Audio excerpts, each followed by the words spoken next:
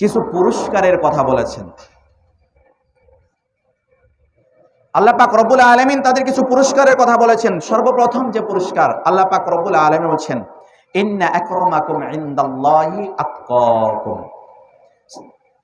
মানুষ যত উচ্চ লেভেলের হোক না কেন, যত ধনী গরিব হোক না কেন, সে যে বংশেরই হোক না কেন, আল্লাহ পাক রব্বুল আলামিন বিচার ফয়সালা করবেন কি দেখে? তাকওয়া দেখে। ইন্না আকরামাকুম ইনদাল্লাহ আতকাকুম, যার মধ্যে পরহেজগারিতা বেশি, তাকওয়া বেশি, আল্লাহর ভয় বেশি, সে রাস্তার ফকিরও যদি হয় না কেন, রাস্তার ভিখারি, সে যদি একজন উচ্চপদস্থ ব্যক্তির চাইতে আল্লাহ পাক রব্বুল আলামিনকে ভয় বেশি করে, সম্মানিত উপস্থিতি, আল্লাহ পাক রব্বুল আলামিন ওই রাস্তার ভিখারিকে, ওই রাস্তার বিকলাঙ্গ, পঙ্গু, অন্ধ, কানা, বধির, ওকে বেশি ভালোবাসবেন। সুবহানাল্লাহ। এটা আল্লাহ পাক রব্বুল আলামিনের ঘোষণা, ইন্না আকরামাকুম ইনদাল্লাহি আতকাকুম। আল্লাহ পাক রব্বুল আলামিনের ঘোষণা হচ্ছে, যার তাকওয়া সবচেয়ে বেশি তাকে আল্লাহ পাক রব্বুল আলামিন সবচেয়ে বেশি ভালোবাসবেন। আল্লাহ পাক রব্বুল আলামিন তাকওয়ার মধ্যে যার সবচেয়ে বেশি, তাকে বন্ধু হিসেবে গ্রহণ করে নেবেন। আল্লাহু ওয়ালিউল মুত্তাকিন। আর আল্লাহ পাক রব্বুল আলামিন হচ্ছে মুত্তাকিদের বন্ধু। কাদের বন্ধু? মুত্তাকিদের বন্ধু। আল্লাহ পাক রব্বুল আলামিন যদি মুত্তাকিদের বন্ধু হয়ে যায়, যাই গুণাবলী বলেছি, সেই গুণাবলী যদি আমাদের মধ্যে থাকে, তাহলে অবশ্যই আল্লাহ পাক রব্বুল আলামিন আমাদের বন্ধু হয়ে যাবেন। আর যার বন্ধু আল্লাহ পাক রব্বুল আলামিন, তার কি কোনো ভয় থেকে? তার কি কোনো ভয় আছে? পরকালীন জাহান্নামের কোনো ভয় আছে? নাই। তার জন্য জান্নাত অবধারিত। আল্লাহ পাক রব্বুল আলামিন যদি তার বন্ধু হয়ে যায়, এরপরে আল্লাহ পাক রব্বুল আলামিন তাকে ভালোবাসবেন। ইন্নাল্লাহা ইউহিব্বুল মুত্তাকিন। আল্লাহ পাক রব্বুল আলামিন বলেন যে নিশ্চয় আল্লাহ মুত্তাকিদেরকেই ভালোবাসেন, অন্য কাউকে কারো কথা বলেন নাই, মুত্তাকিদেরকে ভালোবাসেন। ইন্নাল্লাহা ইউহিব্বুল মুত্তাকিন।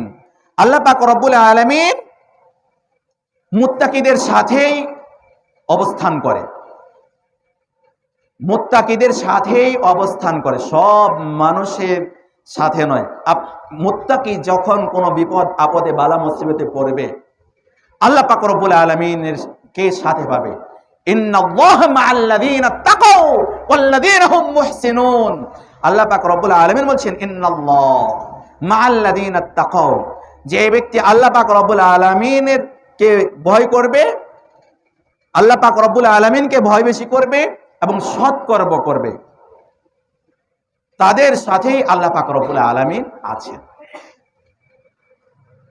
তো এখানে দুইটা কথা বলেছেন। এক, আল্লাহ পাক রব্বুল আলামিনকে ভয় করতে হবে।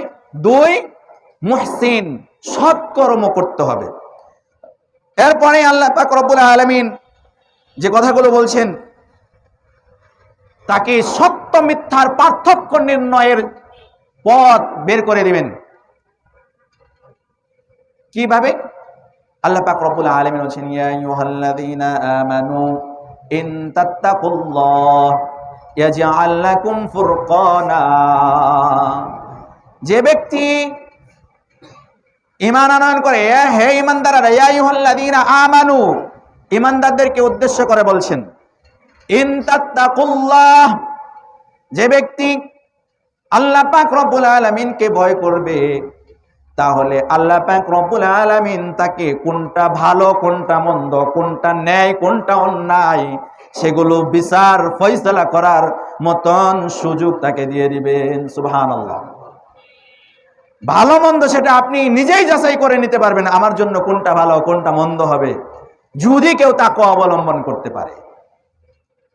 তো সর্বশেষ শেষ করে দিচ্ছি, সর্বশেষ যে পুরস্কার সেটা হচ্ছে আল্লাহ পাক রব্বুল আলামিন বলেন, ওয়াসারিউ ইলা মাগফিরাতিম মির রাব্বিকুম ওয়া জান্নাতিন আরদুহাস সামাওয়াতু ওয়াল আরদ উইদ্দাত লিল মুত্তাকিন।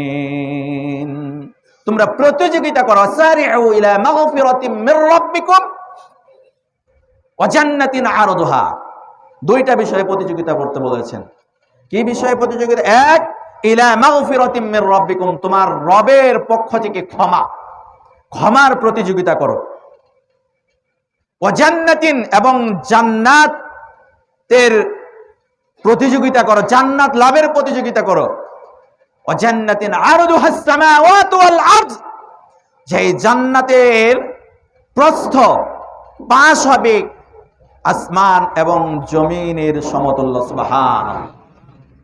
এই জান্নাত, যে জান্নাতের প্রস্থ হবে আসমান এবং জমিনের সমতুল্য। দীর্ঘ কিন্তু বলেন নাই আল্লাহ পাক রব্বুল আলামিন। দেখেন দৈর্ঘ্য কত হবে সেটা কিন্তু বলেন নাই। প্রস্থই যদি, পাশেই যদি এত লম্বা হয়, এত বড় হয়, সে জান্নাতের দৈর্ঘ্য কত লম্বা হবে আল্লাহ পাক রব্বুল আলামিনই ভালো জানেন।